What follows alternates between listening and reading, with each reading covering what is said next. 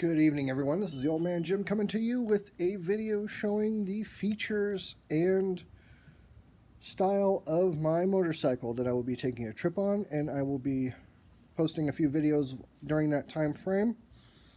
But first, here is the basic overview of it. This is a 1993 Honda GoldWing GL1500. Yes, I call it Frankenbike because, well, as you can see, I do have 3 panels on it that are mismatched. I will explain that in a minute. As you can see right here, GL1500 GoldWing, the badging. I'll explain all my stickers and everything in a minute. Submodel is the Aspencade.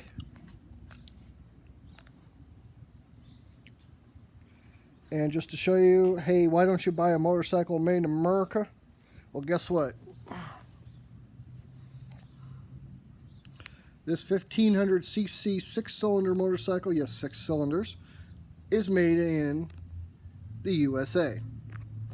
Marysville, Ohio, to be precise. Now, the reasoning behind these panels is these panels are from what's called the Special Edition, which is the top tier. This is the Aspencade, the middle. When I added these lights on both sides, the original panels shattered because they did not have the mounting point for them on there. So even though the bike has the wiring for it, it doesn't have the mounting, which is funny because the mounting point is just a piece of plastic that's plastic welded in place. So 2 cents of plastic, they could have done that and prepped every bike for anybody wanting to add these lower cowl running lights. And the original fork bridge, this is just a cover to pretty up the fork bridge. The original cover was actually chrome, and I couldn't find one that's color matched. So I bought the light blue, which blends in really nice, but I'm going to paint all 3, or I might find somebody that can paint it. A few extra features that I have. The windshield is not stock. This is from a company called National Cycle. This is their V-Stream windshield. It adds, you can't see the extra curve in it, but it adds a little extra curvature. And even though it is a little narrower than the windshield I had on it before, I actually get better wind protection than I did before. Thankfully, this adds a nice little vent. Just a simple manually operated vent. Closed position. No, this is not in my line of sight. My line of sight is actually up here. I look through, and if I bring it down all the way, I can look over. But for a long trip, I'd rather look through. You want a little bit, you want a lot. This helps a lot in the summertime.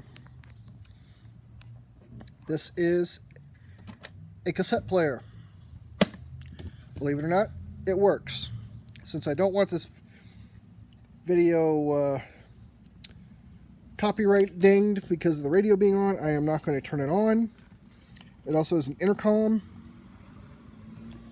That is one of the best features of a motorcycle. Not all motorcycles have cruise control. It's a little hard to reach because you see I do actually have to move my hand a little weird. If it was down here, it'd be a little easier. It's just turn it on, set it. It'll drop a little bit. I can accelerate, I can decelerate, I can turn it off. This is a slightly different kill switch than most motorcycles do. It's double throw. And I'm going to come around on the other side to show you the left side.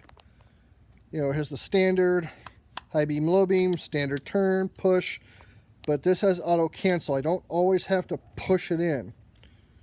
The horn, since it's off, I'm not going to show you. Mute the radio if I'm listening for something. I can tune it this from here. And as you can see, I actually have temperature and fuel gauges, side stand light. The R stands for reverse. And you can't see the cruise set on, but also it does have a clock here in the LCD display. And this air pressure control, there is a rear shock that is air. What you do is you check for the pressure. You can decrease it, increase it, and there is an outlet that I'll show you right now. Hidden in the right saddlebag. Connect an air hose to here and you can fill up a tire. Very large storage. Lots of storage. Little cubby holes for the passenger. Yes, I keep plastic bags in because you never know. Top trunk, one full face helmet. No, you can't fit two full face helmets in it, sorry. Those are my new winter gloves. I'll show them to you in a second. And a spare face shield. Backrest is aftermarket. I wouldn't be without it. These vents are really cool because, whoops, sorry, my finger was in the way. Most full dress touring bikes do not have these. Air can pass through the fenders, through the fairing, and if it gets cold, close them up. These have a special little feature. This right here, you see C and H. Cool, not cold because it's not air conditioned, and hot.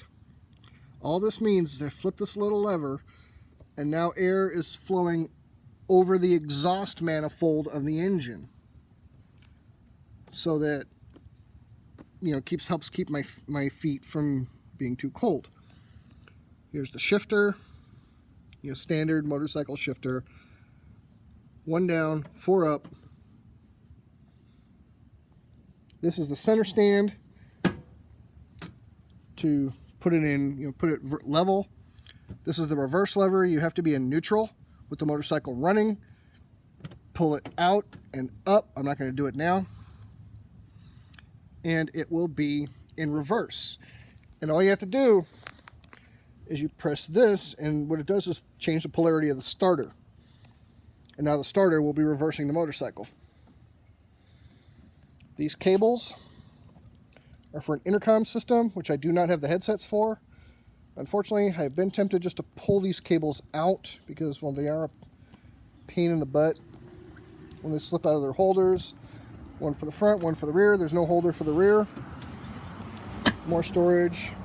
This is aftermarket. There's a pouch underneath here. There's 2 pouches here. I've got 2 saddlebags and a trunk rack, but I never use it for anything more than a handle. I have some features that are added aftermarket. Right here is a little switch. What happens is I tune to a specific station, which I have in one of my presets via the memory, and I can plug in an iPod or my cell phone. And I mount my cell phone with this RAM mount, and then I get to listen to whatever music I want. And if I use Google Maps, I get directions through the speakers, just like any other modern motorcycle.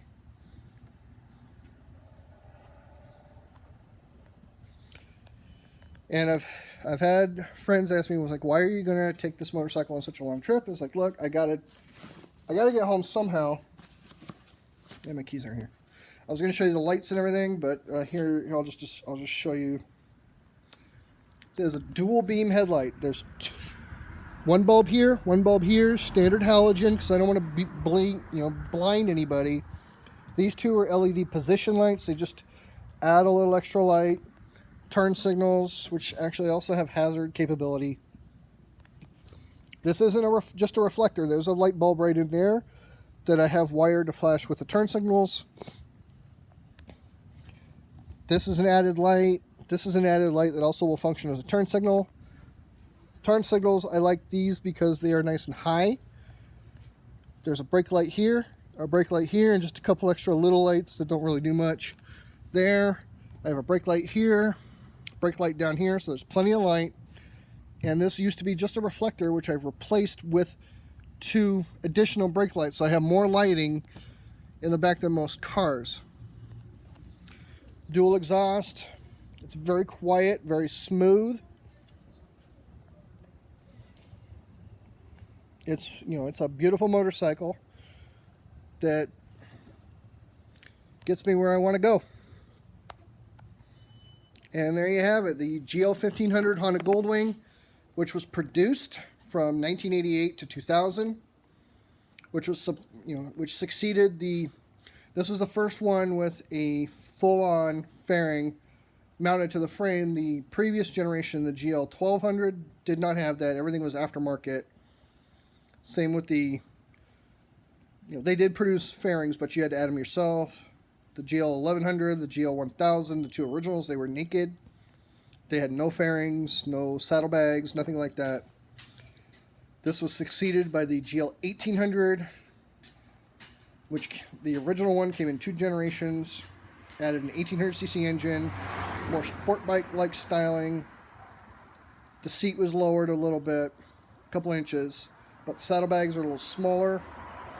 But it, you know, you had some that actually had a 6-disc CD changer in it. This one also has the capability of had a CB. Those did too. They changed them a little bit for 2012. There's no 2011 Honda GoldWing. Don't let anybody tell you otherwise. It was not produced that year because they moved the tooling from Marysville, Ohio back to Japan. And where the 2nd gen GL1800 and the 3rd gen GL1800, which was the new design, what, you know, became produced. Personally, I don't like them. The 2nd gen GL1800s I do like, just because they changed the taillights to a better design and made a few other changes that are a little better. The thing I like over the 1500 is the 1500 still has a carburetor, even to 2000. This is a 1993 vehicle with a carburetor that still has a choke, you know, full manual choke. It takes more time to start it in the morning because I have to wait for it to warm up before I can release the choke. I can't just start and go. I would prefer to start and go, just be a little easy on it the first couple miles, but the 1800s do have, you know, you can just start and go. So there you have it. If you have any other questions about the bike, I will be, you know, go ahead and put them down in the comments below. Like, share, comment, subscribe, and whether you are a rideshare driver or not, I hope you enjoy the channel. If you don't like motorcycles, well, just stay off of this side of the channel. Whether you Uber on or not, or Lyft on or don't, you know, Lyft off, please. Everybody get off a Lyft. And honestly, I think rideshare is dying, or it's going to be severely reorganized. I'm probably going to get out of it pretty soon. But I will keep all the videos up on my channel, and I might make more depending on articles that I read. But yeah, I'll answer any questions you have about this type of motorcycle. I have no problem riding a 23-year-old bike, no, 26-year-old bike from Colorado back to Texas. Most of it's going to be freeway. I got cruise control.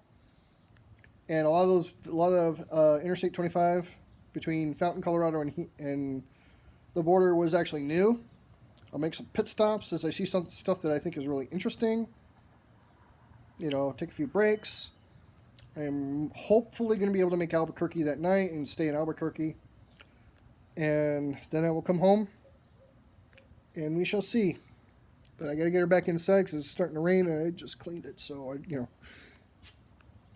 I got to push her back inside because I'm not going to take 5 minutes to start it up and then get it back inside. So have fun. Stay safe out there. Don't take any garbage from anybody.